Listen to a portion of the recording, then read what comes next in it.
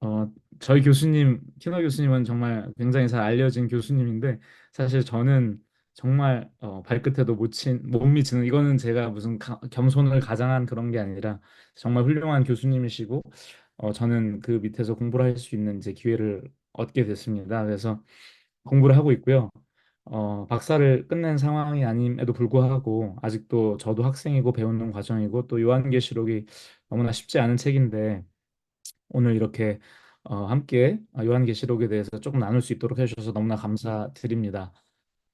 우선 말씀드리고 싶은 것이 저도 배우고 다 이해가 안 되고 어려운 부분들이 있다는 거. 그럼에도 불구하고 조금이라도 요한계시록을 읽을 때 읽는 방향을 찾으실 수 있다면 정말 그걸로만 해도 저는 굉장히 만족할 것 같습니다. 그래서 소망하는 것은 제가 나누는 것들이 어, 또 부족한 것도 있을 테지만 또 보시고 또 공부하시고 또 우리 목사님께서 또 강의하실 때 들으시고 그리고 또 성령님께서 이렇게 또 분별케 하셔서 어, 이 계기를 통해서 우리의 신앙이 더 자라갔으면 좋겠습니다. 그러면 요한계시록을 어떻게 읽을 것인가에 대해서 어, 좀 나누도록 하겠습니다. 어, 그 요한계시록의 해석이 너무나 쉽지가 않아서요. 그 G.K. 체스터턴이라는 사람이 이런 얘기를 한 적이 있습니다. 제가 읽어보면 사도 요한은 환상 속에서 수많은 기괴한 괴물들을 보았지만 자신의 주석가들만큼 사나운 피조물은 단 한 마리도 보지 못했다. 예. 그래서 이 체스터턴이라는 사람은 이제 20세기에 그 영국 카톨릭 소설가이고 시인이고 문학 비평가이고 그리고 신학에도 관심이 깊었던 사람이었던 것 같아요. 근데 이분도 이 성경을 읽을 때 요한계시록을 읽을 때 사실 너무 어려운 거예요. 거기에 너무 많은 뭐 용도 나오고 그리고 짐승들도 나오고 천사들도 나오고 그리고 뭐 정말 무적행에서 나온 황충들도 나오고 너무나 괴물 같은 존재들이 많잖아요. 그리고 천사들도 막 눈이 달려 있고 그런데 그것보다 더 사나운 피조물이 뭐냐면 주석가들. 왜냐하면 그 말이 무슨 뜻이냐면 주석가들의 해석이 너무 다양하니까 어, 그런 의미에서 참 요한계시록이 힘들다. 그런 괴물보다 더 사나운 것이 이 주석가들이다. 정말 그렇게 해석하기 어렵다. 이런 얘기를 했습니다. 그래서 참 어려운 책이긴 한데 그렇지만 읽다 보면 조금 조금씩 또 힌트를 얻고 배경을 이해하면 이해하는데 도움을 받을 수 있습니다. 제가 오늘 이제 나누고자 하는 내용을 잠깐 개관하면요. 첫 번째, 요한계시록이 왜 중요한지에 대해서 먼저 나누고요. 성경의 마지막 책이기도 하고, 요한계시록 자체가 복음의 메시지고, 그래서 어떠한 접근 방식을 갖고 읽을 것인가 한번 생각해 보도록 하겠습니다. 그리고 두 번째는 요한계시록의 배경을 좀 살펴보는데요. 누가 썼는지, 그리고 누구에게 썼는지, 그래서 소아시아 일곱 교회에 대해서 또 살펴보고요. 세 번째는 어떻게 해석할 것인가. 네, 해석에 좀 키가 되는 부분들이 몇 가지가 있습니다. 다 다룰 수는 없지만 요한계시록의 장르는 어떤 것인가에 대해서 좀 보고요. 그 다음에 특별히 어려운 이유가 상징들이 많기 때문이거든요. 그래서 상징을 어떻게 접근해야 될 것인가. 그리고 요한계시록의 구조도 사실 파악하기가 어려운데 모든 것을 다 다룰 수는 없지만 특별히 일곱이라는 숫자로 이 심판들이 표현이 되거든요. 인의 심판, 나팔의 심판, 대접 심판이 있는데 그것들을 어떻게 이해하고 해석해야 되는지 제가 절대적인 답을 갖고 있지는 않지만 어떤 방식으로 크게 읽히고 있는지에 대해서 좀 나누고자 합니다. 그리고 어떻게 요한계시록을 적용할 것인가 이렇게 나눠보려고 합니다. 그래서 먼저 요한계시록의 중요성에 대해서 좀 나누고자 합니다. 어, 첫 번째는요, 이 요한계시록이 성경의 마지막 책이지 않겠습니까? 근데 성경은 결국 하나님을 나타내는 책이기 때문에 요한계시록도 크게 다르지 않다는 생각을 합니다. 요한계시록 읽다 보면 제가 한 다섯 가지 포인트를 잡아봤거든요. 첫 번째는 뭐냐면 요한계시록은 하나님의 사랑이 가득한 책이다. 물론 요한계시록만 보면 심판이 나오고 무서운 얘기가 나오지만 그렇지만 그 끝에는 어떤 내용이 나오냐? 구원의 완성이 나오거든요. 새하늘과 새 땅이 나오고 영원한 하나님 나라 예수님과 함께 그 정말 새 예루살렘에서 사는 모습들이 나오는데 창세기에서 시작된 그 하나님의 그 구원의 역사가 어떻게 끝까지 이루어지느냐. 거기서 제가 보는 것은 하나님의 사랑이에요. 하나님이 이 세상을 창조하시고 타락했지만 인간을 구원하시기 위해서 일하시고 역사하시고, 그리고 그것이 어떻게 이 역사의 끝에서 완결이 되는지, 하나님의 심실함 속에서, 하나님의 사랑 속에서. 그래서 첫 번째는 저는 이 하나님의 사랑을 나타내는 책이라고 생각을 했고요. 두 번째는 하나님의 공의를 나타내는 책이다. 요한계시록에 특별히 많이 나오는 게 심판이지 않습니까? 그리고 최후의 심판, 백보자 심판도 나오고. 그래서 거기서 보면 결국은 이 지옥과, 그리고 죄인들, 용과, 그리고 뭐 거짓 선지자들과 뭐 이런 그 악이 멸망하는, 심판받는 그런 장면들이 나오지 않습니까?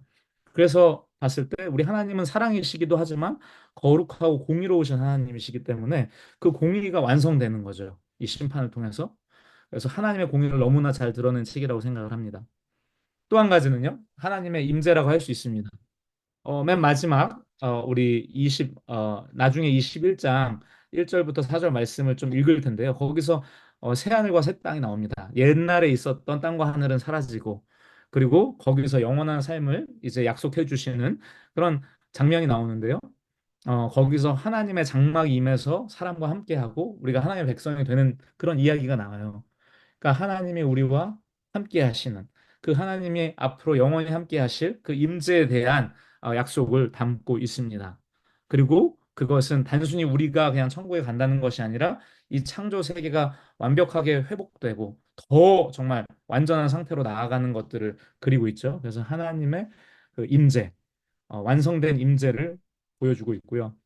또 한 가지는 하나님의 신실함입니다. 물론 하나님의 사랑과 공의와 다 연결이 돼 있지만 예언이라는 측면에서 하나님의 그 약속, 하나님이 구약부터 하신 그 예언들, 이런 것들이 궁극적으로 성취가 됐다고 했을 때 하나님은 자기의 약속하신 말씀, 그 예언자들이나 선지자를 통해서 준 그 약속을 성취하신 하나님이시다.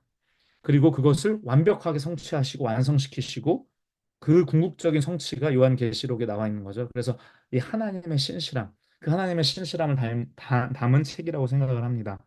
또 마지막으로는요, 위의 내용과 다 연결돼 있죠. 하나님에 대한 계시인데, 특별히 이 요한계시록은 하나님이신 예수님에 대한 그 온전한 풍성한 계시를 담고 있습니다. 그래서 어떤 측면에서 하나님에 대한 계시지만 또 예수님에 관한 계시라고 할 수 있죠.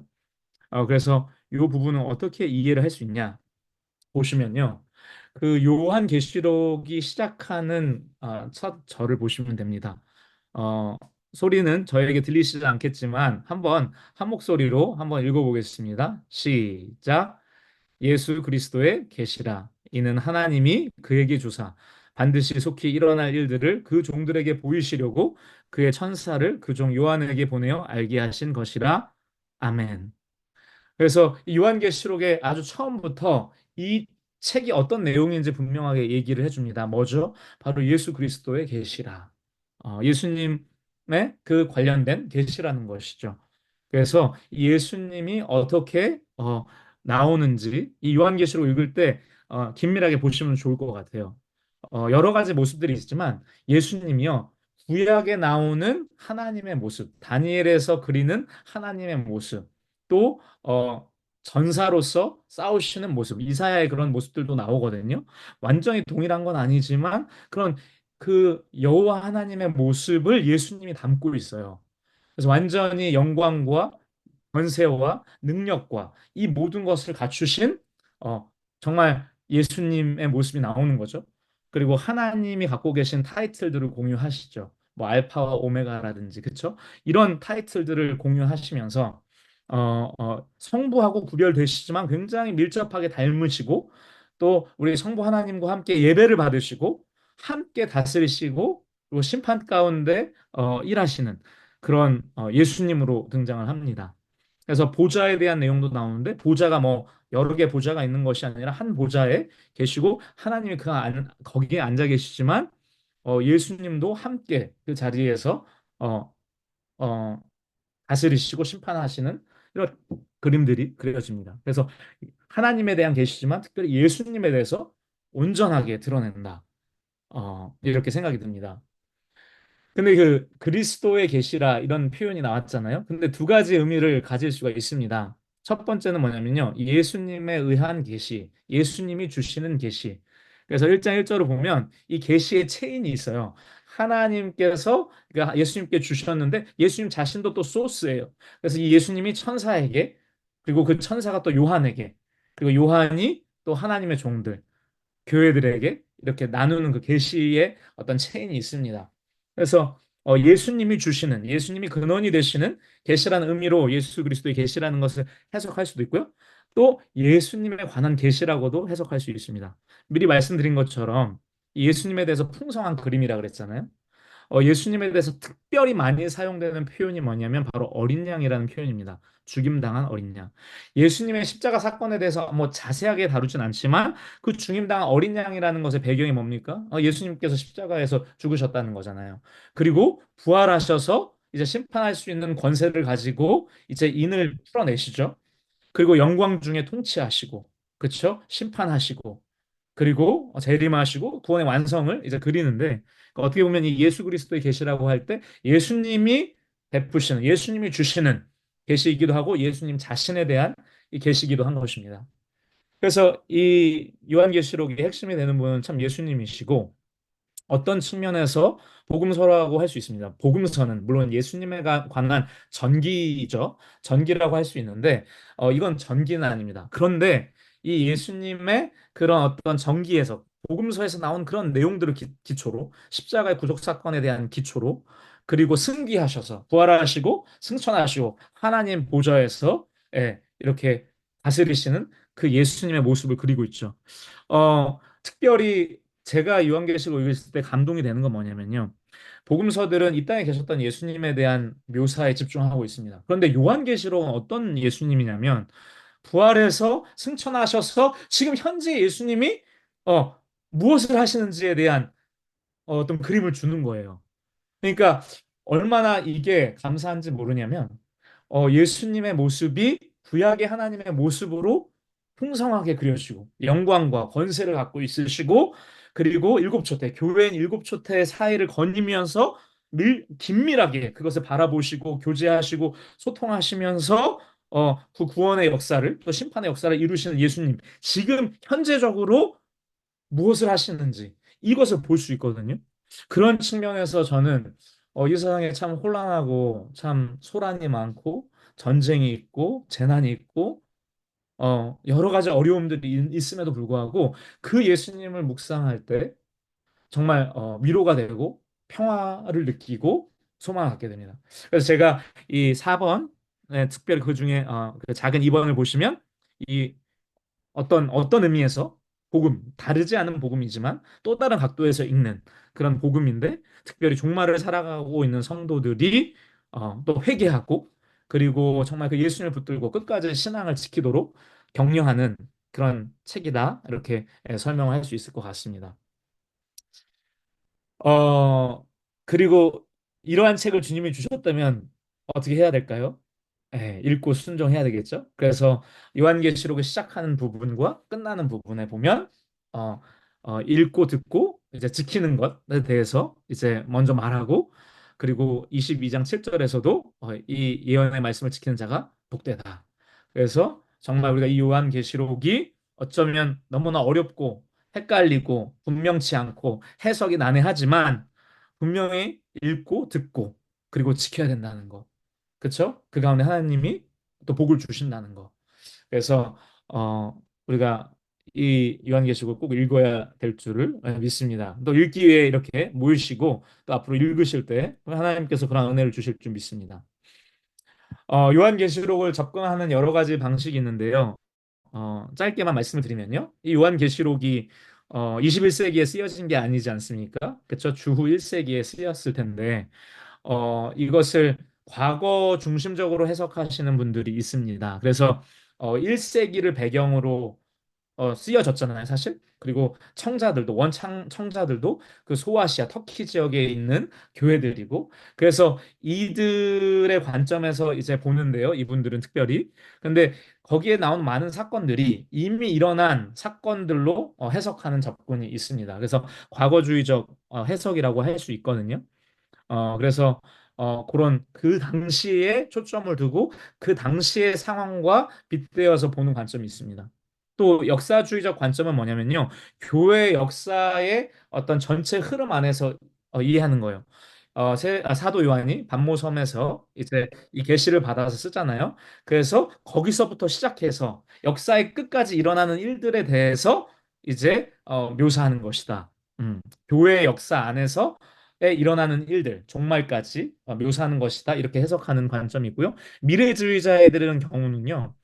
이 요한계시록이 특별히 종말, 역사의 끝에 있을 미래의 사건들이다. 그래서 그런 어떤 미래적으로 해석을 합니다. 관념론자들은요, 이 요한계시록을 어떤 역사적 상황에 국한하거나 역사적 관점으로 가져오기보다는 시간을 초월해서 전 우주적으로 이런 하나님이라는 선한 존재와 그 하나님 편에 서 있는 천사들과 하나님의 백성들과 이런 축이 있다면 거기에는 반대로는 마귀가 있는 거죠. 용이 있는 거고 두 짐승이 있는 거고 그쵸? 악한 영들이 있는 거고 그리고 그 악한 영들과 그 통해서 이 세상을 다스리는 왕들이 있고 권력이 있고 이런 것들 있잖아요.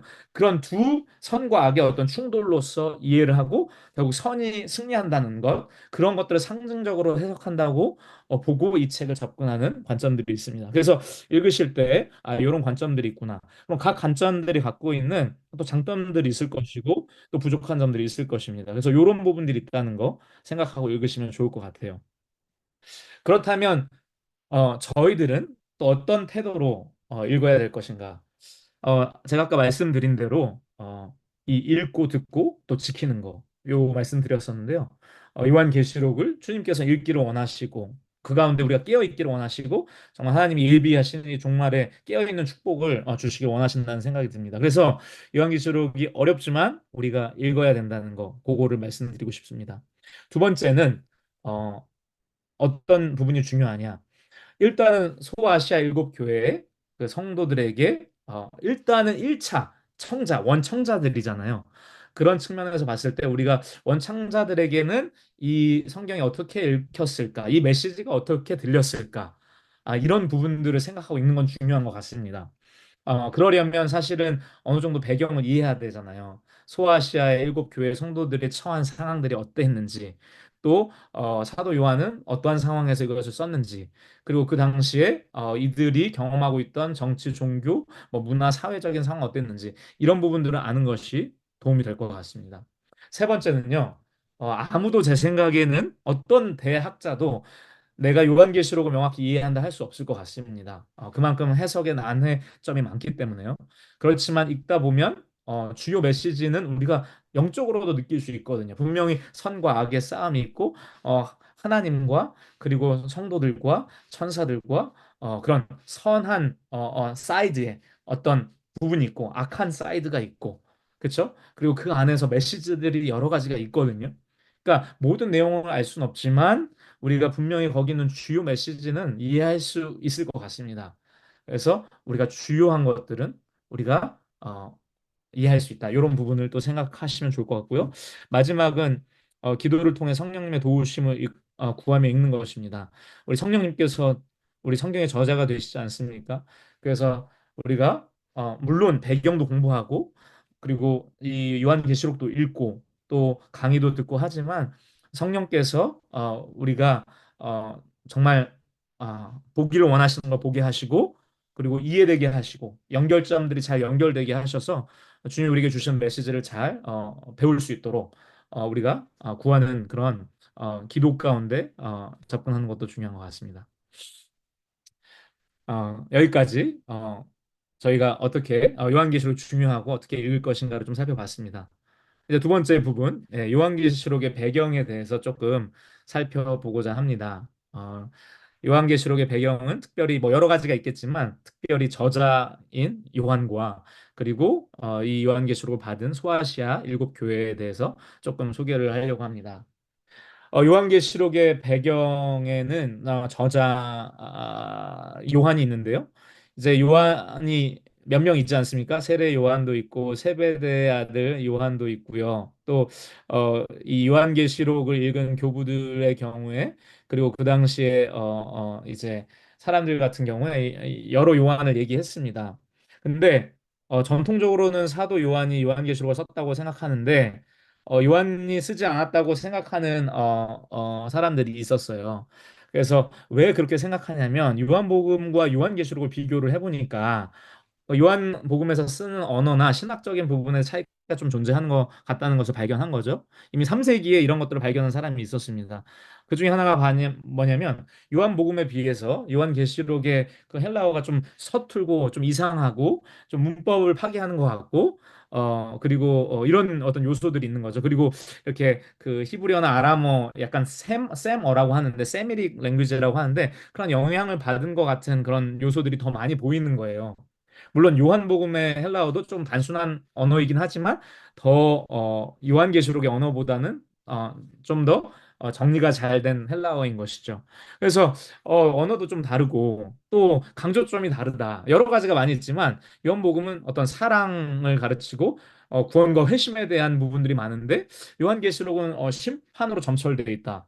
그리고 똑같이 사용된 용어, 뭐 양이나 말씀 같은 경우들이 구원이나 뭐 하나님의 계시를 나타내는 것으로 표현된 반면에 이 양과 말씀들이 그 어린 양이지만 정말 심판하는 어린 양이시잖아요. 그런 말씀도 심판에 관련된 어떤 선포들과 연관돼 있고 그렇게 보니까 이거 두 개가 다른 사람이 쓴 게 아니냐 해가지고 여러 가지 견해들이 있었습니다. 세례 요한 또 마가가 썼다는 것도 있고 조금 더 신중한 경우에는 이런 케이스들이 있었어요. 에베소에 있는 장로 요한이라는 사람이 있었는데 그 사람이 썼을 것이다.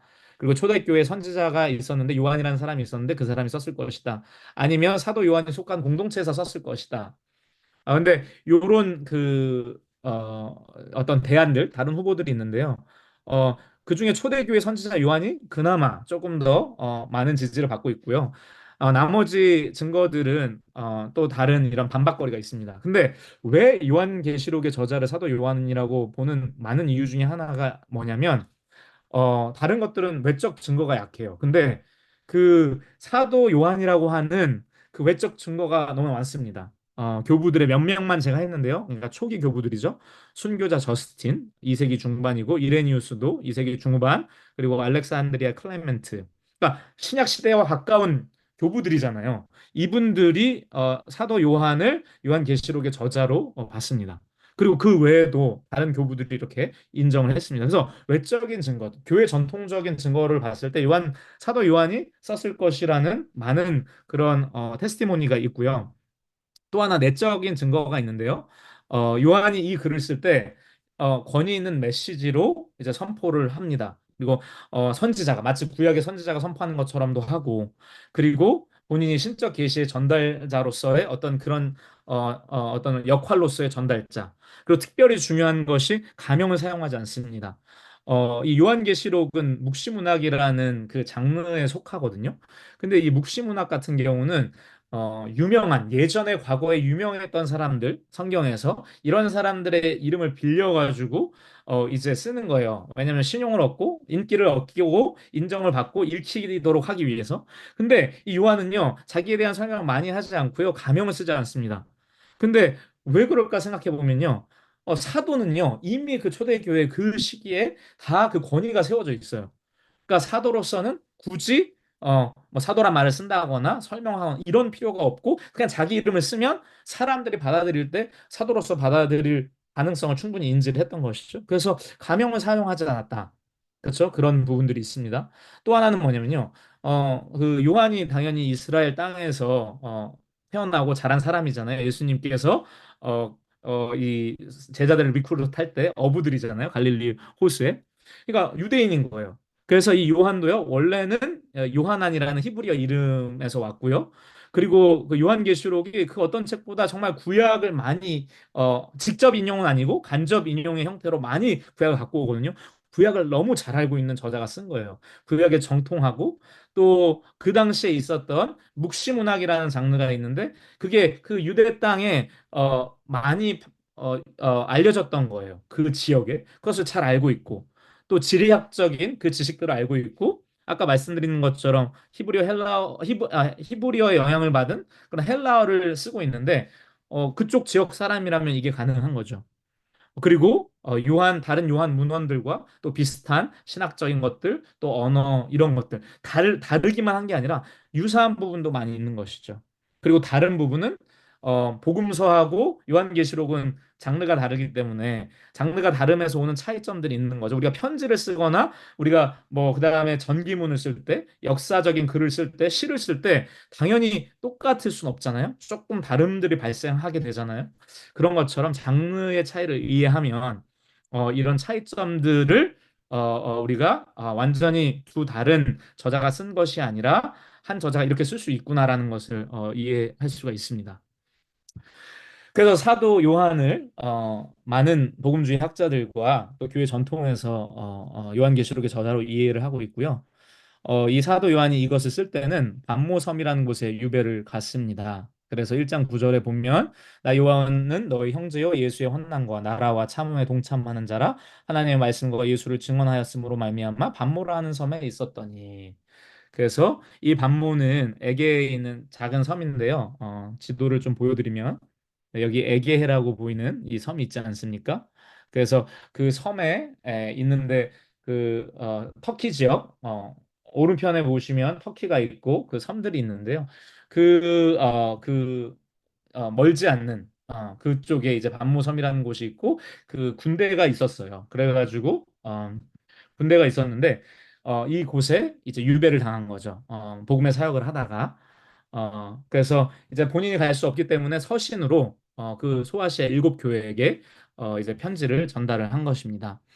그래서 그 당시에 그 교회가 있는 여러 가지 환난과 유혹이 있었기 때문에 깨우고 격려하기 위해서 보냈고요. 여기 사진은 지금 이제 현재 반모섬이 어떻게 생겼는가를 보여주고 있습니다. 어, 그래서 소아시아 일곱 교회를 조금 살펴보고자 합니다. 일곱 교회 에베소, 서머나, 버가모, 디아두라, 사데, 빌라델피아, 라우디게아 이런 교회들이 있는데요. 사실은 이 지역에 교회들이 더 많았을 거라고 생각해요. 어떤 학자들은 한 20여 개 교회는 있었을 것이다. 그 지역에. 그런데 왜 요한은 굳이 일곱 개를 했는가? 왜 일곱 개를 했는지 정확하게 설명은 안 하지만 요한계시록에는 일곱이라는 숫자가 많이 나옵니다. 그리고 이 일곱이라는 숫자는 이제 완전한 것을 상징하거든요. 그래서 일곱 교회를 이제 했다는 것은 이 일곱 교회가 어떤 교회의 대표성을 갖고 있는 거죠. 그 대표성을 갖고 있기 때문에 어떤 부분에서 어떤 모든 교회를 나타낼 수 있는 그런 점에서 중요하다고 생각하는 건 뭐냐면 어, 시대를 떠나서 우리가 정말 거의 2000년 뒤에 이 책을 읽고 있지만 이 일곱 교회가 그 당시 교회를 대표하는 그 교회들로서 우리가 우리 교회들을 보면서 이 교회들의 상황, 일곱 교회들의 상황을 보면서 우리 교회에 대한 어떤 가르침들을 얻을 수 있는 거죠. 그래서 이 일곱 교회가 이제 등장한다는 거. 그래서 2장부터 3장에 이 일곱 교회에 대한 편지가 등장을 합니다. 근데 이 교회들이 처한 특별히 도전들이 있는데요. 크게 두 가지로 볼 수 있습니다. 첫 번째는 외적인 도전이에요. 외적인 도전이라 함은 교회 밖에 있는 도전이죠. 어, 아시겠지만 이 지역의 신들은 누구냐면 그리스의 신들인 거죠. 그리스와 로마의 신들. 특별히 그리스의 신들, 이들은 전통적인 그 다신교를 믿었습니다. 우리가 아는 것처럼 그리스 로마의 신화에 나오는 무슨 제우스나 헤라나 아테네나 뭐 이런 신들 있지 않습니까? 이런 신들을 섬기는 지역이었던 거예요. 그래서 그런 신들을 위한 신전들이 있었고 페스티벌들이 있었고 그런 건축물들이 있었죠. 동시에 이 소아시아 지역이 가장 강했던 것 중에 하나가 바로 황제 숭배였습니다. 이 황제 숭배가 아주 강해가지고요. 이 일곱 개 도시 대부분이요. 황제 숭배와 관련된 어떤 기록들이 다 있어요.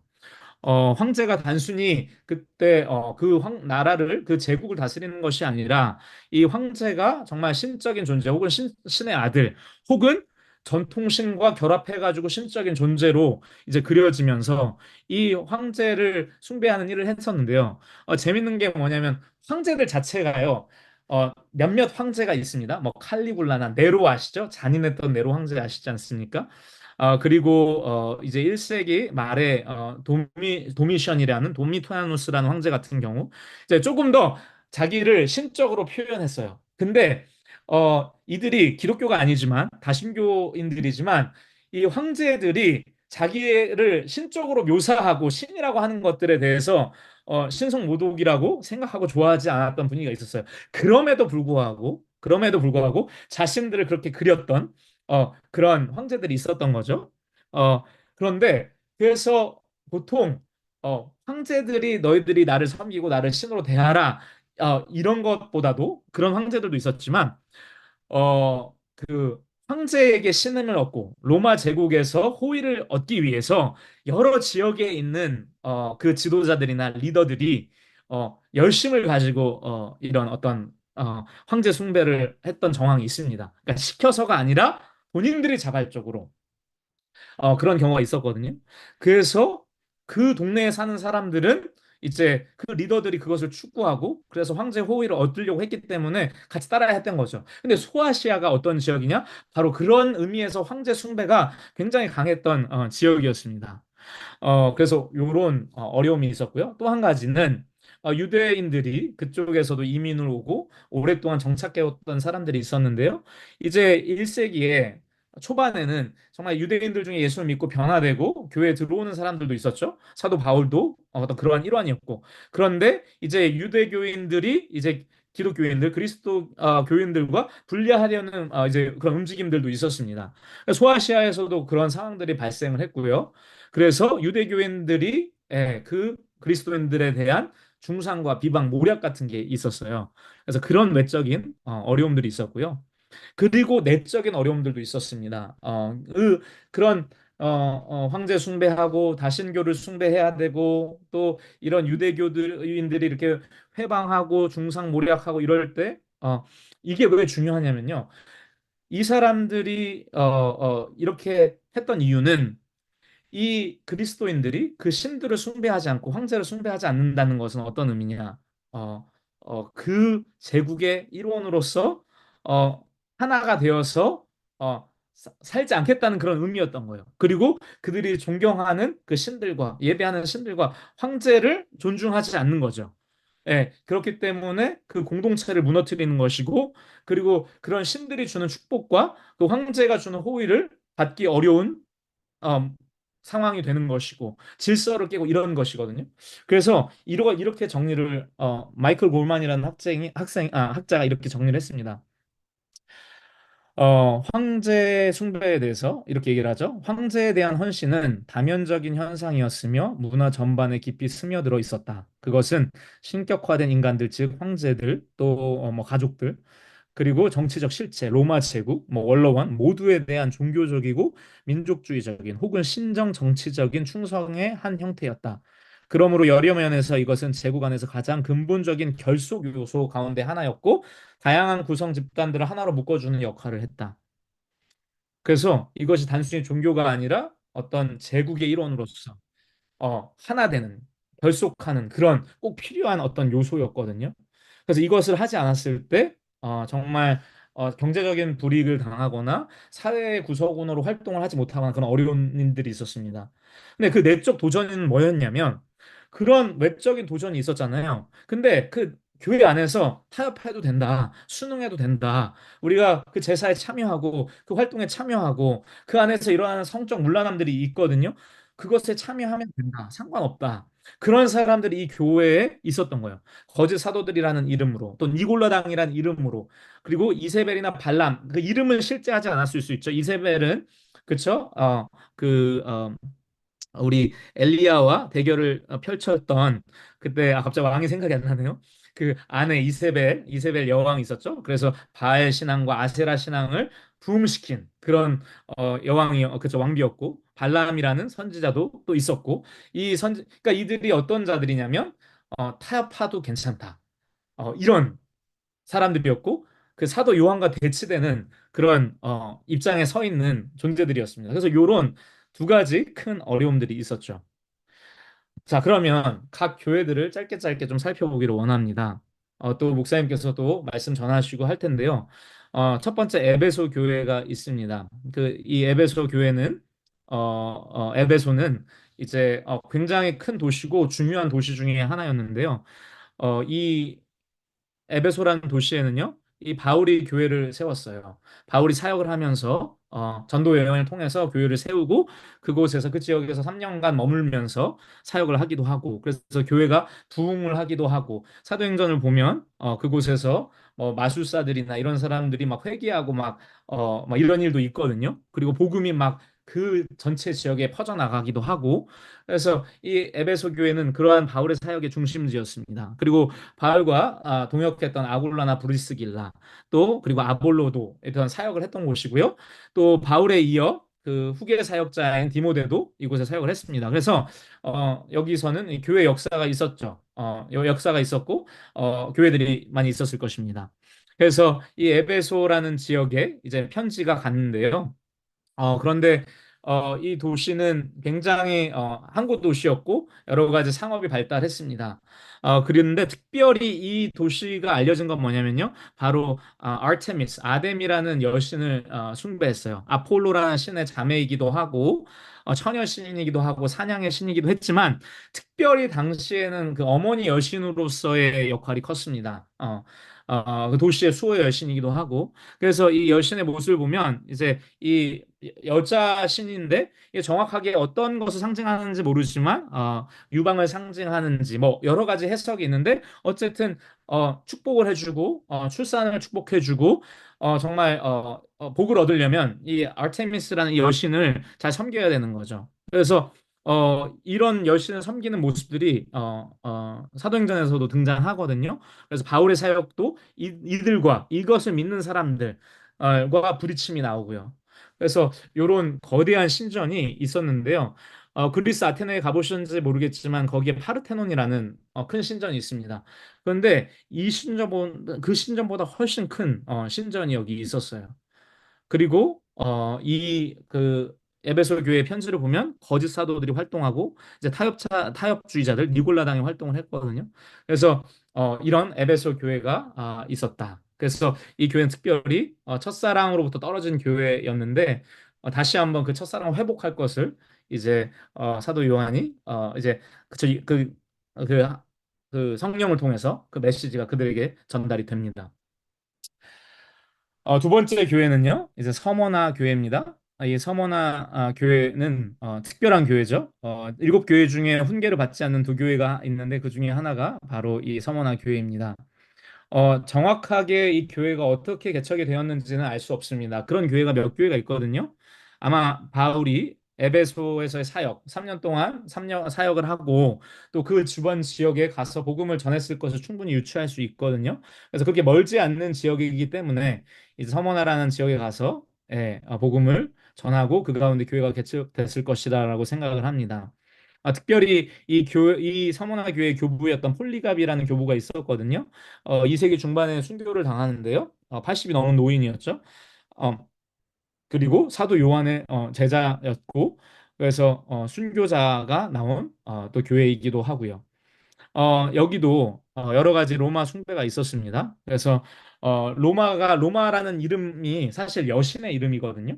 그래서 그 여신 그리고 타이베리우스라는 황제 그리고 로마 원로원 이들을 언어하고 하는 측면에서 이들이 그런 로마 그 황제 숭배를 했습니다.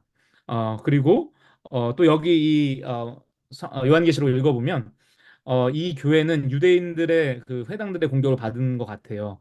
2장 9절에 보면 자칭 유대인이라고 하는 자들이 있는데 그들이 비방을 한 거죠.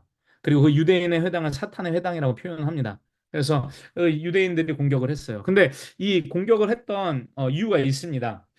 유대인들은요, 로마 제국에 의해서 이미 오래된 종교라고 알려져 있었고, 그리고 이 그렇기 때문에 이 유대인들은 특별한 혜택을 얻었어요. 그러니까 이 로마 제국의 많은 사람들이 황제를 숭배하고 해야 되는데 유대인들은 거기서 제외가 됐습니다. 왜냐하면 오랜 전통을 갖고 있기 때문에 유대인들이 어떤 그런 입지들이 있었어요.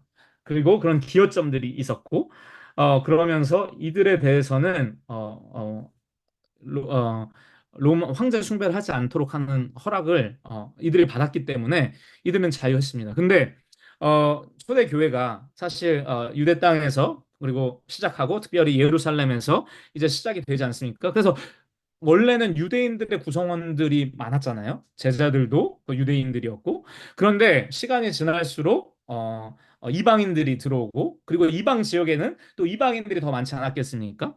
그런데 이들이 유대인의 어떤 유대 회당, 유대의 종교의 일원이라고 이해되어져 있었기 때문에 황제 숭배나 이런 걸 안 할 수 있는 어떤 혜택이 있었던 것 같아요. 그런데 유대 회당이나 유대교인들이 봤을 때 이들이 얘기하는 예수는 그렇죠? 그들이 얘기하는 여호와와 그 여호와는 사람이 될 수 없기 때문에 그렇죠?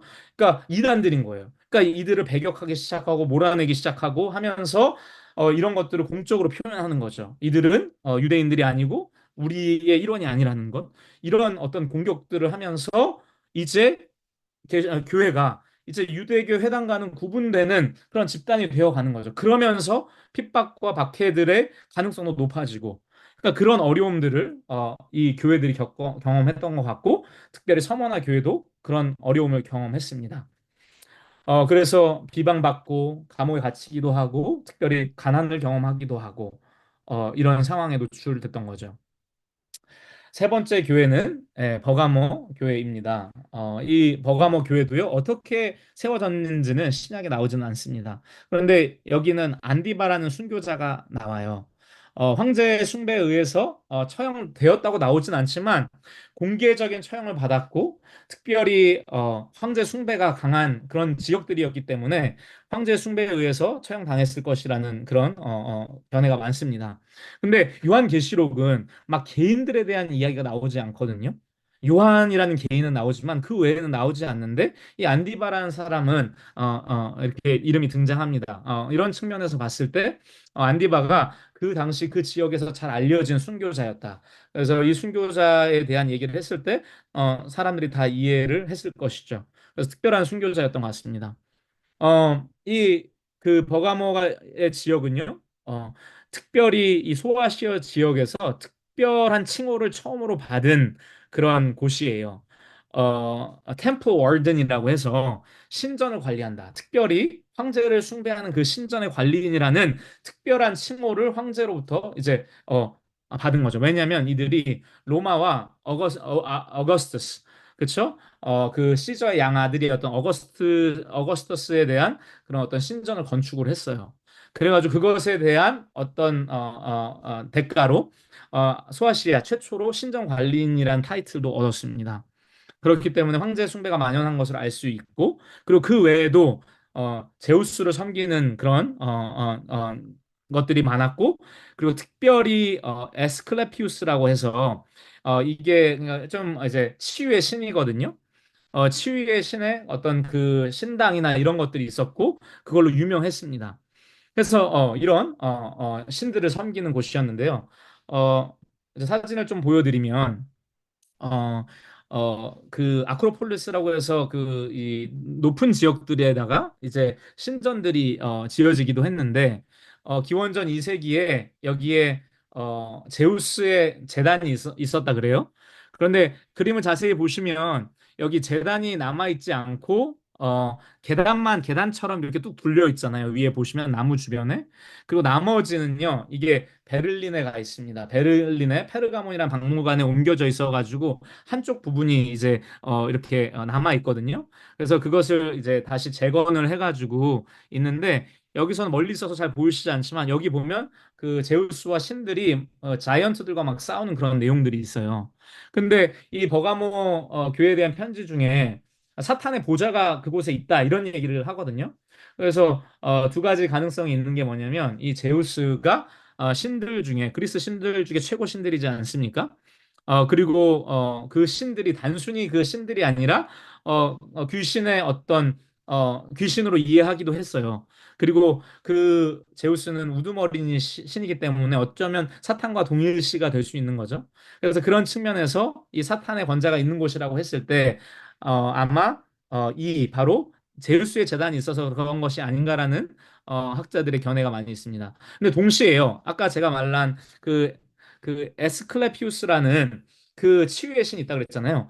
그 미국이나 서양에 보면은 그 약국이나 이 약을 상징하는 게 뭐냐면 막대기가 있고 이게 뱀이 있잖아요. 그게 바로 에스클레피우스의 상징이기도 했습니다. 그런데 그 뱀이 결국 사탄과 연결돼 있지 않습니까?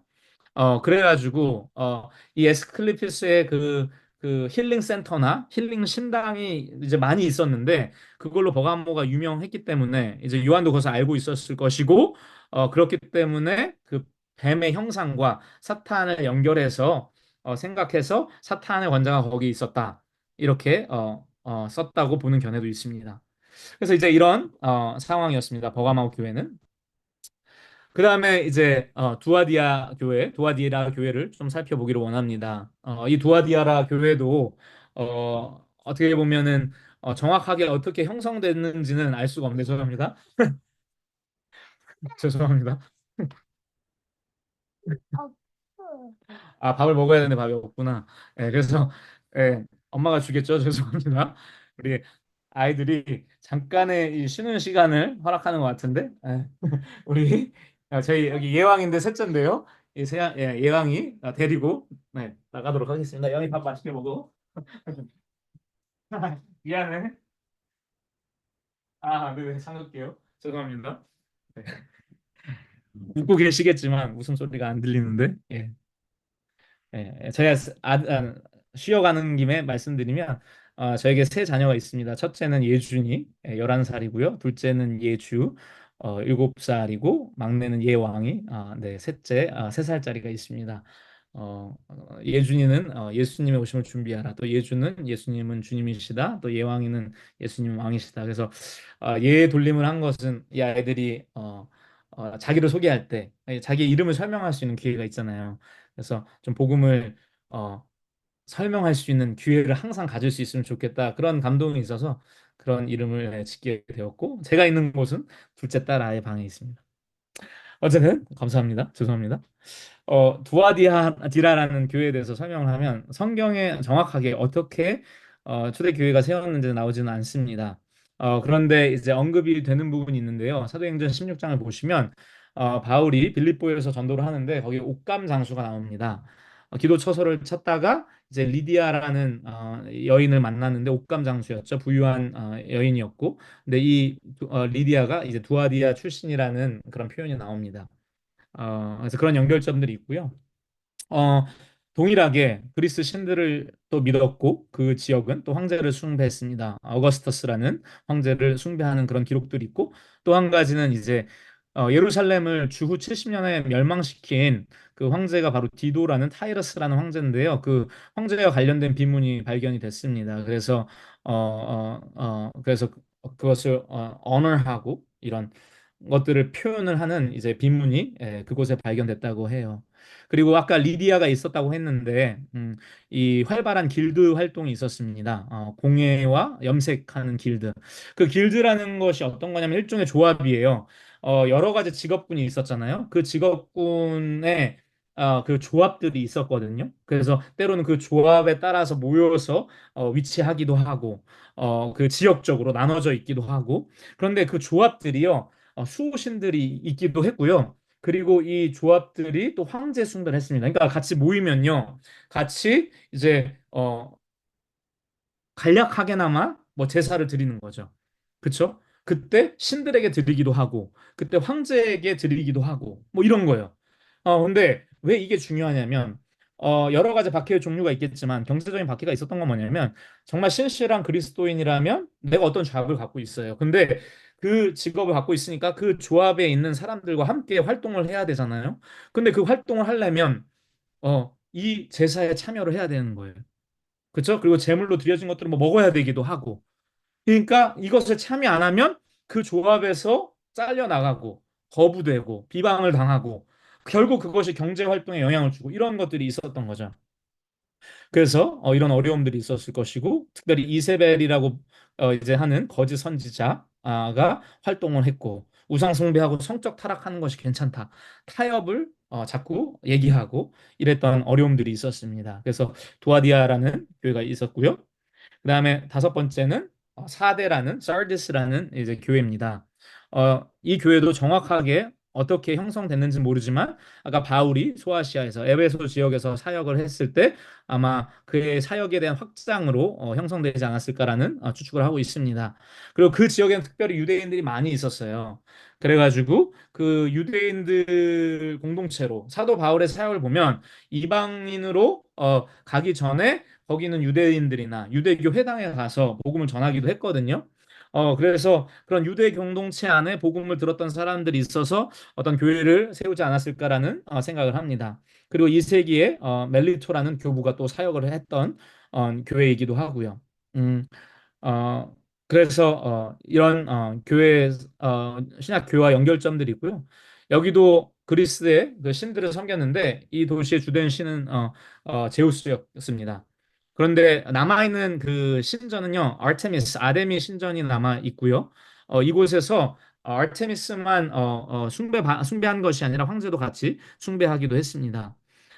그리고 이 다음 내용을 보시면 어, 이 신전의 모습들이 지금 남아 있죠. 남아 있고, 그 다음에 밑에 보시면 유대교 회당이 남아 있습니다. 그래서 이런 기록들이 통해서 그들이 어떤 종교적인 도전이 있었고, 또 어떻게 교회가 들어올까 이런 것들을 유추를 해보는 것입니다.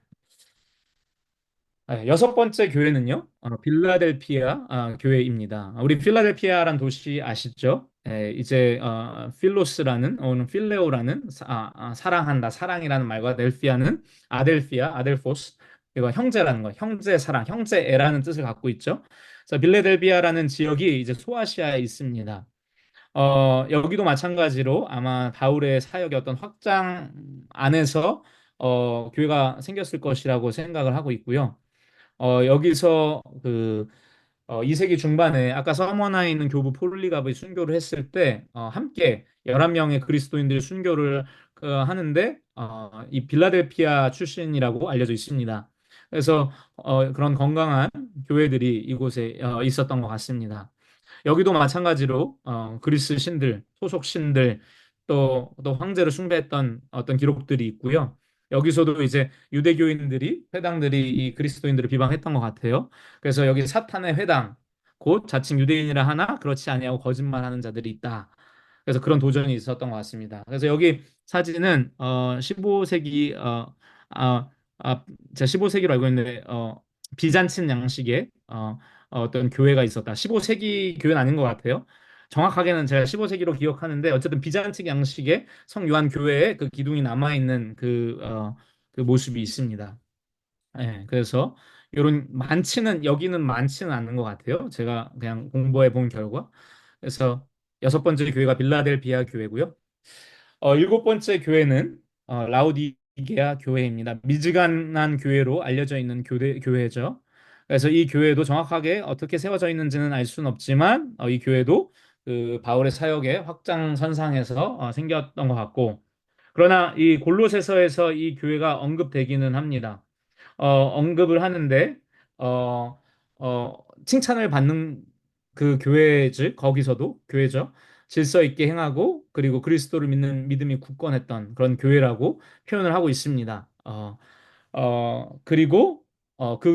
그리고 주 363년에 라오디게아 공회가 열리고요.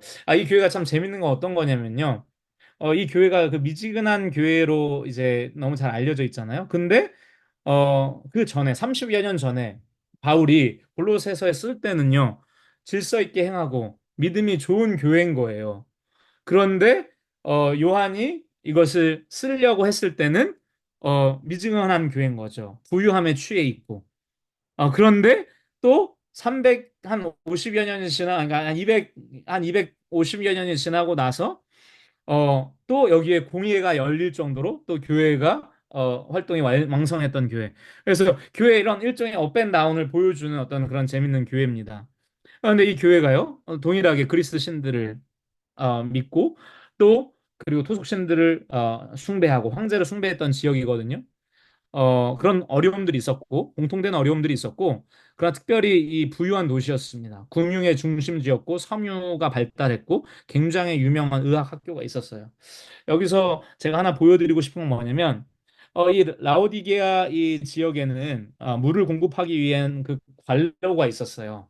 관로, 그러니까 물이 다니는 파이프 길들이 존재를 했는데요.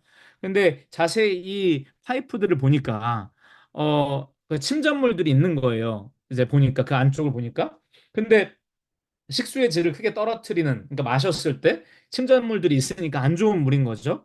그리고 이 물이 히에라폴리스라는 그 온천이 있는 도시에서 오는데, 오다 보면 이제 물이 식고, 이제 다른 지역에서 오는 그 물들은 시원한 지역도 있었거든요. 근데 이게 오다 보니까 이게 미지근한 물인 거예요. 그러니까 여러 미지근하고 침전물이 있는, 그래서 3장 15절 16절에 보면 차지도 않고 뜨겁지도 않고 미지근한 그런 교회. 그래서 토하겠다. 이런 꾸중을 들은 교회죠. 그래서 이런 지역적인 상황들을 아마 충분히 사도 요한이 알았기 때문에 그런 것들을 고려해서 그런 배경에 기초해서 이런 편지를 썼을 것이라는 그런 견해를 학자들이 갖고 있습니다. 그러면 조금 정리를 하겠습니다. 요한계시록의 배경이 되는 소아시아 일곱 교회 어떤 어려움이 있었느냐 말씀드린 대로 황제를 숭배해야 했다는 거. 황제의 가족이나 원로원이나 로마 제국이나 그 로마 자체를, 그래서 종교적인 방식이기도 했지만 정치적인 또 어떤 결속에 꼭 필요한 것이었고, 그렇게 했을 때 황제가 베푸는 언영과 이런 것들을 누릴 수가 있었고, 그 리더들이 특별히, 그쵸? 그 눈에 들잖아요. 그래서 이런 것들을 추구했고, 그리고 신적인 존재들이 당연히 로마 그리스 신들이 있었지만 황제는 실제하는 사람이잖아요. 실제하는 권력이잖아요. 그렇기 때문에 더 강한 영향력이 있었던 것 같습니다. 그리고 이것이 그냥 정치와 종교뿐만 아니라 경제 영역에도 문화 영역에도 이루어졌고, 그러니까 페스티벌을 하면 페스티벌 하기 전에 뭐 띠에로에 가서 뭐 극을 보기 전에, 그 다음에 뭐 운동 같은 어떤 그런 행사들이 있잖아요.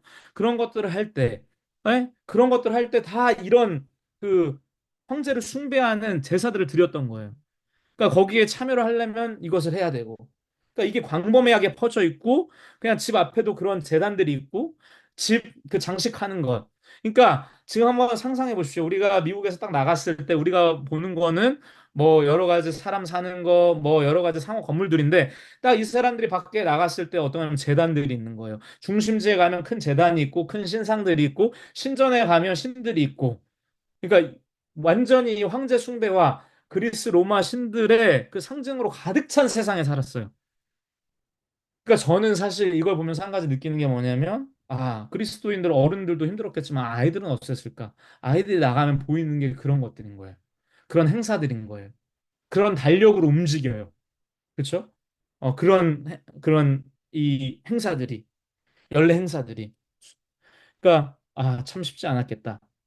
그런 생각이 들었고, 또 놀라운 것은 그리스도인들이요 당시에요 무신론자, 불경건한 무신론자들, 반체제 인사들로 여겼다는 거예요. 왜냐하면 이들은 한 하나님, 보이지 않는 하나님, 물론 예수님을 믿지만 이 하나님을 숭배하는 사람들인 거예요. 그러니까 기존에 있던 전통적인 신들, 황제들 믿지 않으니까 불경건한 존재고 반체제 인사고, 그 신들이 주는 축복을 막는 자들이고, 그러니까 굉장히 반항하고 반체제 인사들이었습니다. 그렇기 때문에 여러 종류의 박해와 비방을 당했던 것이죠.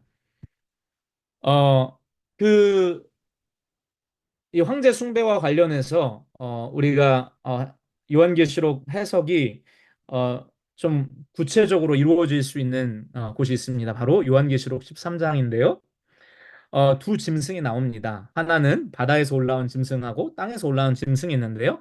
이 짐승 둘이 이제 용을 섬기는 거예요. 그래서 어떤 사람들은 트리니티가 있는데 삼위일체인데 이 악한 트리니티인 거죠. 사탄이 있고 그리고 이 두 짐승이 있고. 근데 이 두 짐승을 어떻게 해석할 것인가에 대한 여러 가지 의견이 분분한데 자세히 읽다 보면 이 두 짐승이 하나는 정치 권력을 상징하고 하나는 종교 권력을 상징한다는 것을 알 수 있어요. 그래서 13장 상반부는 이 바다에서 올라온 짐승에 대해서 이야기를 하고 있거든요.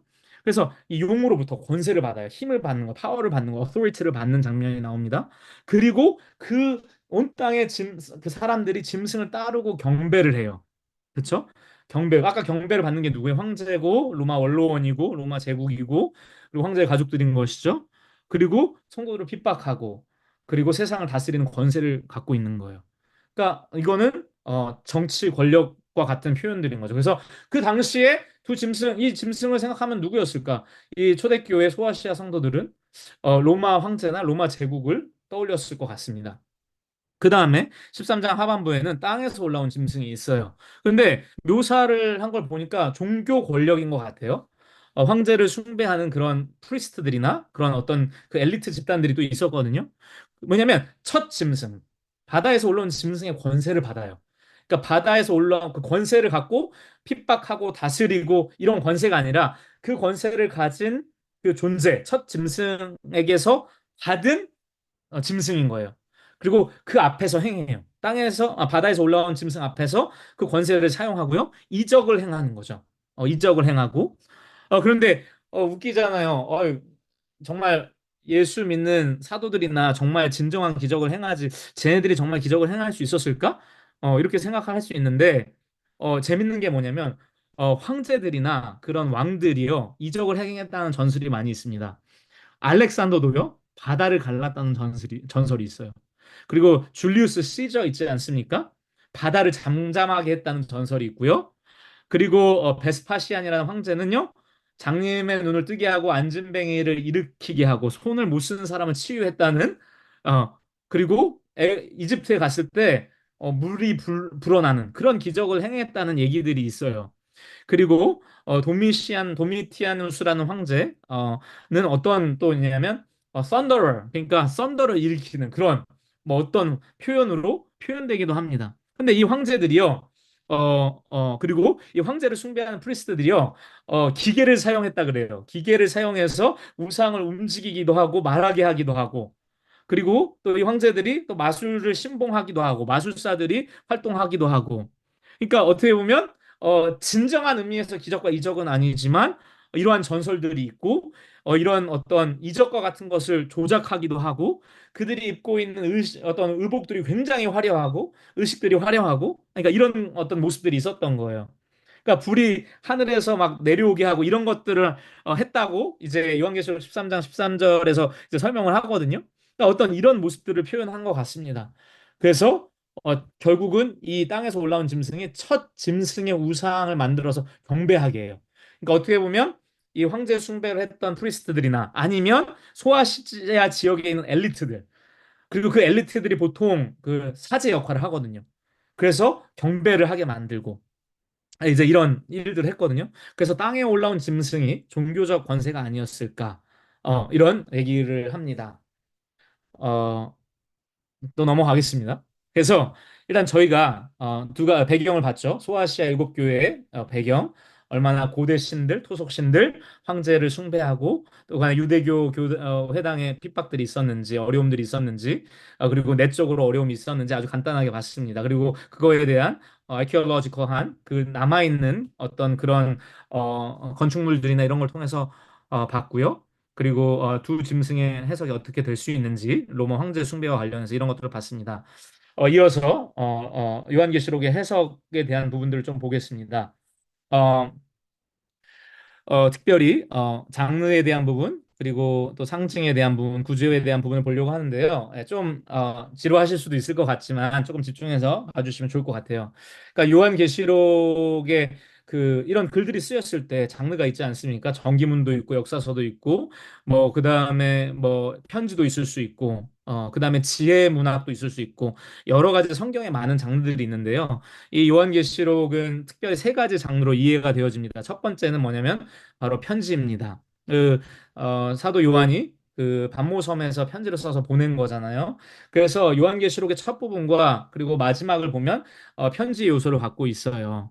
그래가지고 편지 서두의 발신자에 대한 그리고 수신자에 대한 그리고 인사말이 있습니다. 그래서 요한은 아시아에 있는 일곱 교회에게 편지하노니 은혜와 평강이 너희에게 있기를 원하노라. 바울 서신에서 본 것과 좀 비슷하지 않습니까? 그래서 요한이 편지를 보냈다는 내용 그리고 일곱 교회가 그것을 받는 교회였다는 것이 나오고요.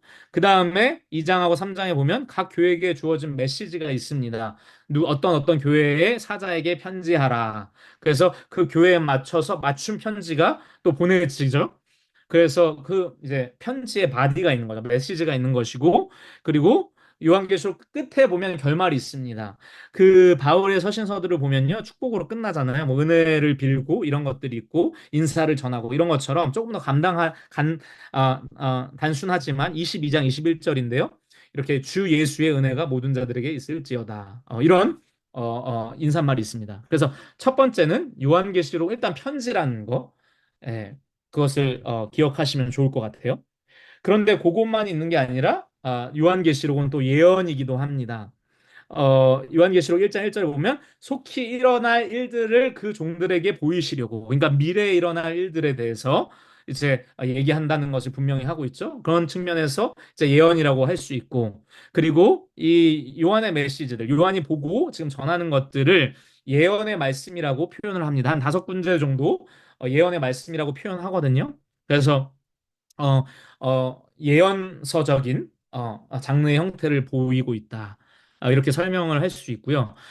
이 예언의 말씀을 해석함에 있어서 중요한 것이 있습니다. 그러니까 예언이니까 미래인데 아까 제가 설명할 때 이런 말씀을 드렸잖아요. 요한계시록 접근하는 관점 네 가지 관점 중에 역사주의적 관점이 있다고 하죠. 역사주의적 관점은 반모섬부터 역사의 끝까지의 상황과 빗대어서 요한계시록을 보는 것. 그리고 미래적으로 보는 또 관점이 있다고 했습니다. 그러니까 이게 종말의 끝에 일어날 일들을 다루고 있다. 그러니까 어떻게 보면은 우리가 사는 세상, 각 시대에 사는 세상의 사람들이요, 성도들이 우리 자기의 세상을 보면요, 다 어려움이 있는 거예요. 환난이 있고 어려움이 있기 때문에 도전들이 있기 때문에 예수님이 오시지 않을까라는 생각을 하게 된 거죠. 어떻게 보면 칼빈이나 루터나 종교 개혁자들도요. 적그리스도를 로마 교황을 적그리스도로 이해했습니다. 그런 것처럼 그러니까 마지막 때에 이 악한 세력에 대해서 우리의 상황과 연결해서 보려는 자연스러운 우리의 본능이 있습니다. 그렇죠? 그래서 실제로 현대 사건과 상황에 어떤 이것을 맞추려고 하는 노력들이 있는데 저는 그것을 무조건 잘못됐다고 보진 않습니다. 왜냐하면 우리는 이 말씀을 받고 나서 이 말씀이 어떻게 우리 시대에 적용될 수 있을 것인가 생각을 해봐야 되거든요. 그런데 어, 그 그런 어떤 요한계시록의 내용들을 바로 직접 뭐 이슬람이랄지 이렇게 우리가 연결해서 왜냐면 예를 들어서 이슬람이나 세속주의나 우리에게 도전을 주잖아요. 어려움이 있잖아요. 그렇죠? 그렇기 때문에 바로 연결해서 생각을 하고 싶은 마음이 사실 들죠. 그런데 그렇게 하기 이전에 우리가 거쳐야 할 단계가 뭐냐면 이것은 1세기 소아시아 지역에 있는 일곱 교회에게 우선 주어진 것이다. 이 사실을 기억하는 게 중요한 것 같습니다. 그래서 이런 좀 유명한 말이 있습니다. 성경이 그러니까 21세기를 사는 독자들에게 그들에게 직접적으로 쓰여진 것이 아니라 그들을 위해 쓰여졌다. 우리를 위해 쓰여졌다. 왜냐하면 복음서나 서신서나 요한계시록이나 다 원청자들 있잖아요. 원독자들이 있잖아요. 그렇죠? 그 교회들이 있잖아요. 어, 그들에게 우선적으로 직접적으로 보내준 것이지만 결국은 하나님의 백성에게 주어졌기 때문에 이것은 시대를 초월해서 우리를 위해서 쓰여진 성경은 하나님의 말씀이다. 이런 얘기가 있습니다. 그래서 저희가 이 예언이라고 할 때 분명히 우리 시대 이후에 있을 정말 예수님 오시기 직전의 상황들 그리고 뭐 천년 왕국이랄지 그리고 백보자 최후의 심판이랄지 정말 분명하게 미래에 있을 일들도 있지만 그 전에 있는 어떤 심판의 내용들이나 이런 내용들이 바로바로 연결하기 어려운 부분들은 있을 수 있다는 걸 생각하면서 유의하는 건 필요한 것 같습니다. 그렇다면 이 예언이라는 장르를 갖고 있다. 왜냐하면 예언의 말씀들로 나오기 때문에 그리고 구약의 선지자처럼 본인을 또 표현하고 예언하기 때문에 예언적인 요새가 있다는 걸 이해하시면 좋겠고요. 그다음에 또 한 가지 중요한 장르적인 요소가 뭐냐면 바로 묵시 문학이라는 장르를 요한계시록이 갖고 있다는 거예요. 그 형태를. 이 묵시록이라는 것은 헬라어로 또 영어로는 아포칼립스라는 그런 용어로 사용이 됩니다. 헬라어에서 온 거죠. 아포칼립스가. 그래서 요한계시록을 영어로 할 때 Book of Revelation이라고 하기도 하지만 Apocalypse of John이라고 하기도 합니다. 그래서 이 아포칼립스라는 뜻은 드러낸다. 커버가 있으면 커버를 걷어낸다. uncovering, unveiling, disclosure, revelation, 드러낸다라는 뜻을 갖고 있습니다. 그런데 이게 주전 200년부터 주 한 200년까지 잘 알려진 문학적 장르였어요. 그래서 이것들 이런 장르들이 나오거든요. 그래서 제가 잠깐 사진을 이 그림을 보여드리면 여기 보시면 이제 묵시문학에 대한 게 나오는데 여기 다니엘서라든지 여기 1 이녹서라든지 4 에스라서라든지 그다음에 2 바룩서라든지 지금 사진에 보이시죠? 이게 그 당시에 묵시문학이라는 것으로 이해되었던 글들입니다. 그런데 요한계시록이 이런 문학적인 피처들, 모습들을 많이 갖고 있어요. 그래서 이 묵시 문학의 특징을 좀 이해를 해야 되는데요. 한자로는 장자말묵, 그다음 보일시, 기록할 록이라고 해서 이제 숨겨져 있던 것, 보이지 않았던 것들이 이제 그런 것들을 드러내는 보이게 드러내는 글이다. 이런 표현이라고 할 수 있습니다. 그래서 이 묵시 문학에 대해서 조금 이해를 하자면 어떤 거냐면요. 어, 경건한 선견자, 예언자 같은 사람들이 이 환상을 봅니다. 환상을 보면서 이제 거기서 하나님이 등장하시기도 하고 천사가 등장하기도 하고 그러면서 거기서 특별한 계시를 받아요. 현재 세계에서 일어나는 일들, 그리고 미래에 일어날 일들, 하나님 무엇을 하실지에 대해서 그 진리를 그런 어떤 환상을 통해서 아니면 꿈을 통한 그 비전을 통해서 받습니다. 그래서 아까 얘기한 것처럼 에녹서, 뭐 바룩, 에스라 이런 사람들, 다니엘, 요한 이런 사람들 생각해 보면 이 경건한 하나님의 사람들인 거죠. 그래서 이 계시를 받아서 이 계시를 이제 나눠주는 거죠. 그리고 중요한 것이 이겁니다. 이 세상에 혼란이 많아요. 혼돈이 많아요. 정말로 하나님의 약속은 있는데 그것이 보이지 않는 그런 어려운 상황인 거예요. 근데 인간의 관점으로는 알 수 없는 그 특별한 하나님의 계획들, 이런 것들이 천상의 관점으로 이들에게 주어지는 것입니다. 그래서 위기에 있는 성도나 또 유대인들의 그 공동체에서 이 하나님의 관점, 천상의 관점으로 앞으로 일어난 일을 봄으로써 절망이 아니라 하나님이 심판을 하시고 종말의 때 이런 일을 이루시는구나. 그것을 신실하시게 하시겠구나. 이런 소망을 얻게 되는 거죠. 그래서 새로운 관점으로 어렵지만 그 세상을 보면서 살아갈 수 있게 하는 것입니다. 그래서 제가 계시를 통해 천상의 관점으로 세상을 보게 해주는 그런 문학이다. 그래서 이것을 묵시 문학이라고 할 수 있는데요. 요한계시록이 이런 묵시 문학의 모습을 갖고 있습니다. 특별히 두 가지를 더 말씀드리고 싶은데요. 해석에 있어서. 예, 그럼 거의 끝납니다. 특별히 왜 요한계시록이 어렵냐 했을 때 상징이 어려워요. 요한계시록에는 많은 상징들이 나오거든요. 근데 왜 상징이 어렵냐면 저희가요, 특별히 우리의 대화가 상징을 이제 잘 사용하지 않는 그런 거예요. 그냥 있는 그대로 다이렉트하게, 스트레이트포워드하게 그냥 표현을 하는 거죠. 우리는 우리의 감정이라든지 물론 문학 작품이나 영화나 이런 미술이나 이런 것들은 상징들을 표현하죠. 지금도 그걸 쓰지만 우리 일상생활에서 우리가 그렇게 상징을 가지고 말하지 않잖아요. 그렇죠? 그래서 뭐 너무나 잘하는 뭐 호수라는 거, 뭐 우리가 배우자한테 여보 당신의 눈이 정말 호수 같아. 당신의 눈이 정말 뭐, 뭐 예를 들어서 옛날 고대에 따르면 새들, 비둘기의 눈 같아. 뭐 이런 거, 이런 표현 안 쓴 거 잘 안 쓰잖아요. 그냥 아름다우면 아름답다 이렇게 쓰고. 그러니까 실생활에서 우리가 상징을 잘 사용하지 않습니다. 또 한 가지는 뭐냐면 어, 어, 우리가 이해할 수 있는 상징들이 그래도 없지 않아 있습니다. 그런데 예를 들어서 뭐 화이트 하우스다, 백악관이다. 그러면 그거는 대통령과 미국의 권력을 워싱턴이나 하면 상징을 하잖아요. 그러니까 우리가 상징 아예 사용하지 않는 건 아니지만 익숙하지 않는 상징들을 우리는 성경에서 봐요. 왜냐하면 그거는 1세기에 그 소아시아나 그 지중해와 그 유대인들이나 그리스도인들이 사용했던 상징들이니까 우리에 익숙하지 않은 거죠. 또한 익숙하지 않을 뿐만 아니라 상징의 양이 너무 많은 거죠. 그래서 어려움이 있습니다. 그래서 상징의 파악이 어렵기 때문에 요한계시록 이해하기가 어렵고 또 하나는 구조의 파악이 어렵다. 명확한 구조로 나눠져 있으면 좋겠지만 이게 어려운 거예요. 일곱이라는 숫자와 관련된 어떤 것들이 나오죠. 일곱 교회도 나오고, 일곱 인도 나오고, 일곱 나팔도 나오고, 또 일곱 대적도 나오고, 그러니까 뭐 그런 부분으로 또 보기도 하고, 그 다음에 뭐 성령의 감동을 받아서 이런 표현들이 나옵니다. 그래서 여러 가지 반복되는 것들이 있어서 하려고 하지만 그게 딱 맞아 떨어지지 않는 거예요. 그리고 이 요한계시록 읽다 보면 중복되는 내용들도 나오고, 갑자기 추가되는 내용도 나오고 중단되기도 하고 연기되기도 하고 뭐 여러 가지 내용들이 나옵니다. 그래서 갑자기 이런 내용들이 나오니까 이거 어떻게 해야 되지? 그리고 마지막으로는 쭉 어떤 연대기적인 흐름보다는 환상과 상징과 이런 언어들로 가득 차 있기 때문에 어려움이 있습니다. 그래서 좀 이제 빨리 말씀을 드릴게요. 네. 어, 상징을 사용하는 이유가 있습니다. 왜 상징을 사용하느냐? 첫 번째는 이제 환상을 통해서 봤잖아요. 환상이라는 것은 보고 듣는 것들이니까 그것을 표현할 때 어떤 이미지적인 표현을 쓰게 되는데, 특별히 이 상징이라는 것은 어떤 A를 통해서 B를 나타내잖아요. 무덤은 죽음을 나타내고, 근데 이제 그 본 것들이 이미지예요. 그렇죠?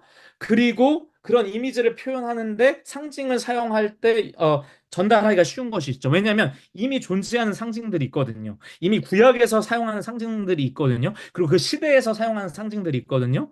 그러니까 그 본 환상들의 그림들을 당시에 있던 상징들과 연결지어서 이제 표현을 하게 된 거예요. 그래서 환상과 상징이 이렇게 좀 연결이 돼 있고요. 또 한 가지는 뭐냐면 의미를 전달할 때요. 백문이 불여일견이라고 그렇죠? 그냥 100번 말하는 것보다 한 번 보는 게 낫다. 이 막 그 일어나는 일들이 이미지 언어로 표현했을 때 더 강렬하고 더 분명하게 표현이 되는 거죠. 그래서 의미가 잘 전달이 되는 것입니다. 또 한 가지는 뭐냐면 미래에 일어날 사건들이지 않습니까? 많은 경우에 인간의 경험을 초월하는 사건들이 우리는 영화를 보니까 이제 그런 것들을 볼 수 있지만 막 우주적인 대격변이 있는 거예요. 막 달과 별과 이런 것이 떨어지고 색깔이 바뀌고 막 물이 피로 변하고 막 그 무정행에서 막 홍충들이 나오고 막 지진이 있고 막 그쵸. 그리고 막 영적인 존재들이 막 활동하고 이런 것들을 표현할 때 이제 상징을 사용하면서 문자적 표현의 한계를 극복할 수 있고 또 한 가지 이미 말씀드렸지만 당시에 사용하는 상징들이 있었기 때문에 원청자들은 이 상징은 이걸 의미하지 이렇게 쉽게 알아들을 수 있었던 것이죠. 만약에 우리가 뭐 화이트하우스를 그 당시에 썼다 하면 권력의 상징으로 이해는 못 하거든요, 사실. 예를 들어서 바벨론이라고 치면 그것이 로마. 왜냐하면 바벨론 이전에 그 강력한 그 제국이었잖아요. 그 당시에 바벨론은 존재하지 않잖아요. 로마가 있고. 그러니까 이제 로마를 상징한다거나. 그 당시에 사용되는 상징들을 사용했습니다. 그리고 이 상징이 여러 가지 기능을 할 수 있어요. 성경에도요, 사자가요, 예수님을 상징하기도 합니다. 유다의 사자. 그런데 마귀도 오는 사자라고 사용되잖아요. 그러니까 이 상징은 또 다양한 의미를 전달할 수 있는 그 기능이 있습니다. 그래서 이것이 주는 건 뭐냐면, 주된, 이 상징을 통해서 주되게 표현하려고 하는 것은 있었겠지만, 더 풍성한 의미를 전달할 수 있고, 독자의 입장에서도 어떤 적용이라는 측면에서 이것이 그냥 뭐 로마 누구 황제라고 얘기하기보다 어떤 상징을 사용했을 때 그 후대가 그것을 이해했을 때 자기 상황에 또 적용할 수 있는 어떤 그런 해석적인 가능성들이 있는 거죠. 그래서 이런 여러 가지 이유로 상징을 사용했을 것이라고 우리가 추측을 하고 그것이 주는 풍성함도 있지만 난해함도 있습니다. 그래서 이제 대표적인 상징들이 있는데요. 요거는 좀 그냥 빨리빨리 가면 이제 여기 보시는 거예요. 뭐 용은 사단이고 예를 들어서 열불은 이제 뭐 이제 상징이 해석이 주어진 경우가 있어요. 요한계시록에 보면 이런 상징들이 있는데 요거는 요런 뜻이다. 이미 요한이 설명해 주는 상징들이 있습니다. 그리고 설명해주지 않는 상징들이 있어요. 뭐 천상의 존재들 있죠. 어린 양은 당연히 예수님이고 내 생물은 이제 천사 같은 존재들인데 사자, 황소, 사람, 독수리 같은 얼굴을 하고 있어요. 근데 사자 보세요. 와일드 애니멀이고 황새는 도메스틱 길들여진 애니멀이고 사람은 인간이고 독수리는 하늘을 날잖아요.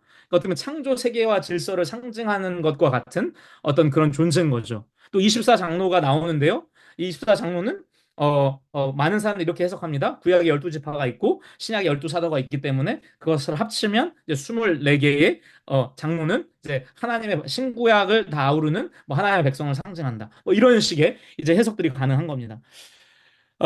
그래서 여러 가지 상징들이 있는데요. 이런 부분들은 또 네, 또 기회가 있으면 또 설명을 해드리고요. 그래서 상징이 있고 좀 지나가겠습니다. 시간이 좀 지나고 있기 때문에 요한계시록의 구조를 마지막으로 좀 살펴볼게요. 요것만 살피고 마무리하도록 하겠습니다. 요한계시록 전체의 구조를 살피는 건 좀 복잡하고 가장 어렵게 이해되는 것이 이 일곱 인, 일곱 나팔, 일곱 대접이거든요. 이 인, 나팔, 대접은 뭐냐면 일곱 단계로 구성된 심판들이에요. 그래가지고 이제 성경에 이 요한계시록에 이 세 가지가 나오는데 몇 가지 특징을 갖자면 첫 번째 네 단계는 이 세상, 지구, 이 세상에 대한 어떤 심판이 포커스가 맞춰져 있습니다. 그래서 뭐 물이 변하고 그리고 뭐 풀이 죽고 그리고 뭐 해와 달과 별들이 변하고 막 이런 내용들이 많이 나오고 그 다음에 마지막 세 단계에서는 그 죄인들 죄악된 인류가 심판을 당하는 내용들이 이제 나오죠. 셀체 뭐 4분의 1이 죽고 그 다음에 뭐 3분의 1이 죽고 막 이런 내용들이 이제 나옵니다. 그런데 이걸 어떻게 이해할까? 이 일곱 이 three cycle, three series of God's judgments죠. 이걸 어떻게 이해할까에 대한 고민이 많은데 크게 두 가지 모델이 있습니다. 한 가지는 반복 모델이에요. 무슨 말이냐면 지금 그 구원의 완성과 심판의 끝 그리고 구원의 완성이 있기 전에 그 있을 상황들을 그 심판이 있는 거죠. 하나님의 심판이 이루어지는 거죠. 근데 그것이 완전히 이루어지기 직전의 상황들이라고 할 수 있죠. 그 직전에 있는 상황들을 똑같은 상황인 거죠. 어떻게 보면 똑같은 상황을 세 가지 관점으로 설명을 해준다. 음. 이 세 개의 심판 시리즈가 이 똑같은 상황, 그렇죠? 역사 속에 일어나는 심판들, 구원의 과정들, 를 세 가지 아니, 비슷하면서도 다르게 설명한다는 거죠. 왜 그렇게 하냐면 이 세 가지 심판에 비슷한 주제들이 계속 나옵니다. 제가 잠깐 빨리 보여드리면 물이 어떻게 변하는지 그리고 천체가 어떻게 흔들리고 변하는지 그리고 어떻게 전쟁과 침공들이 일어나는지 그리고 어떻게 타는 듯한 열기로 인해서 막 나무가 타고 막 이런 장면들이 나오고 또 인류가 심판 때문에 죽임을 당하는 장면들이 나오고 또 다 회개를 하지 않아요? 또 마지막에는 이 하나님이 신년, 현현, 하나님이 그 시내산에서 시내산 언약을 맺으실 때 나타나는 그런 모습들과 유사한 모습들이 이렇게 나오는 거예요. 그렇죠? 그러니까 그런 걸 보면서 이 반복되는 거 보니까 그리고 마지막에 신년으로 다 같이 끝나는 거 보니까 아마 이거 반복되는 것 같아. 심판의 최종적인 심판과 구원의 완성 전에 일어날 일들을 복음서가 여러 가지 관점으로 예수님을 나타내 주는 것처럼 이렇게 설명해 주는 것 같다는 생각을 해요. 그리고 이제 그렇게 보는데요. 또 왜 이 의문을 제시하냐면 제가 나중에 다시 설명해 드리겠지만 이 시간의 순서로 연대기적 순서로 순차적으로 이것을 이해하는 사람이 있습니다. 먼저 인이 심판이 있고 그 다음에 나팔 심판이 있고 그 다음에 대접 심판이 있는데 그게 어떤 역사의 상황에서 순서적으로 일어나는 것이다. 아니면 종말의 때에 순서적으로 일어나는 것이다. 이렇게 순차적으로 접근을 하는 경우가 있는데 이제 읽어보면요. 예를 들어서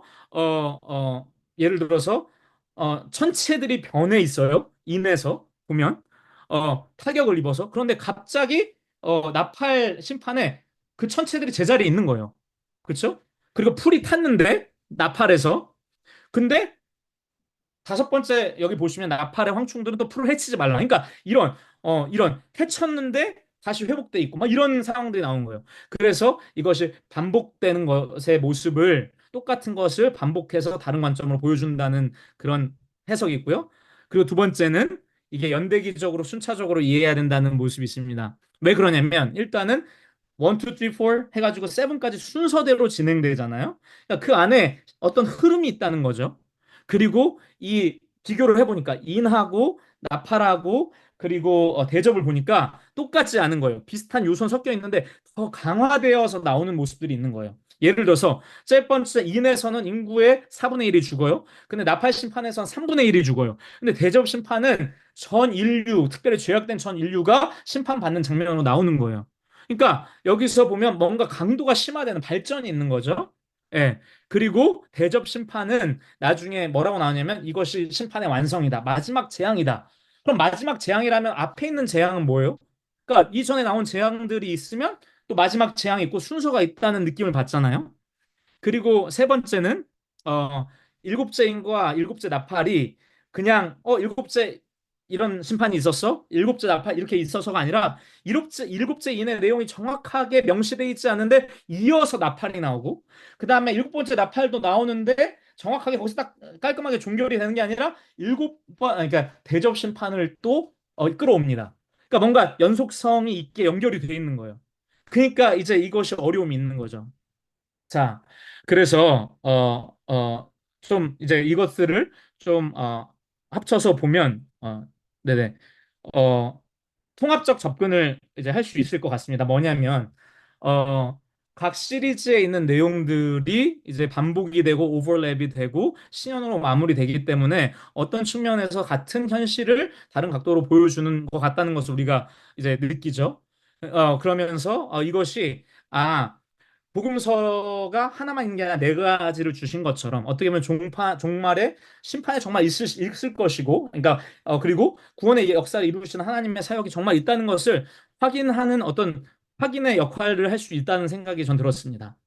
그리고 또 한 가지는 뭐냐면 어, 어, 이게 흐름으로 그려져 있는 요소들 있잖아요. 강화되고 시간이 흐르고 마지막이 있고 이런 걸 통해서 뭐냐면 정말 이 강도가 있고 발전이 되는 것들을 보면은 이제 두 가지가 있는 것 같아요. 한 가지는 뭐냐면 이 심판의 상황들을 늘어뜨렸잖아요. 그리고 이 심판이 다 순식간에 이루어지는 것이 아니라 천천히 늘어뜨림으로써 그 하나님의 긍휼과 인내를 나타내줘요. 그러니까 회개하지 않는 인류의 모습을 보여주고 심판이 나오지만 이것을 늘어뜨림으로 인하여서 하나님이 그 기간 동안 긍휼과 인내를 보여주시고 있는 것. 그것을 보여주고 또 한 가지는 이 역사의 현장에서 이 심판의 모습들이잖아요. 왜냐하면 구원의 완성, 최종 심판 전에 나오는 것들이기 때문에 하나님이 인류 역사에서 이것이 교회사가 됐든 아니면은 종말의 직전이 됐든 이 역사 속에서 공의를 행하시는 하나님이라는 걸 보여주는 것 같습니다. 그리고 마지막으로는 이것이 우리에게 갖고 있는 의미가 뭐냐면 결국은 이 역사의 흐름이 심판이 있지만 구원으로 가고 있고 회복으로 가고 있다는 거. 그 방향성을 보여주죠. 그래서 우리에게 희망과 소망을 주는 것 같습니다. 그래서 이제 적용의 말씀을 나누자면 이런 것 같습니다.